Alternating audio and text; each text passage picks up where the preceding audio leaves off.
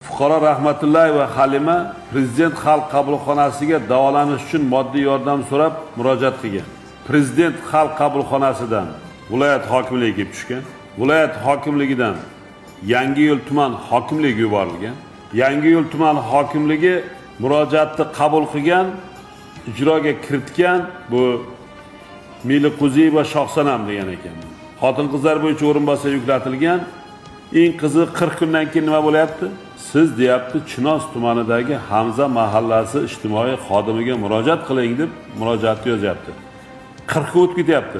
Bu kasal odam 1 soat oldin bo'lsa ham bitta dori olishga, shifga qarab Xudodan so'rab yotgan odamga 40 kundan keyin javob beryapti. Bu 40 kun ichida tavba deyish kerakki, bu odam nima bo'ldi?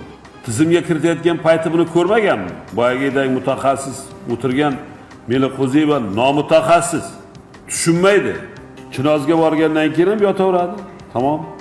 Natijada kasal odamga yordam berish masalasi ijtimoiy himoyadan ham, hokimiyatdan ham chetdan o'tib, O'zbekiston mahallar uyushmasi Chinoz tuman bo'limi tomonidan ijobiy hal etildi.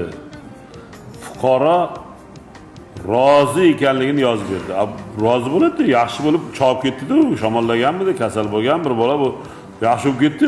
Men roziman, bo'ldi, kasalida bir payt temperatura chiqqan payt yozganman deb o'ylagandir-da u. Fuqaroning roziligi olindi deb yozgan.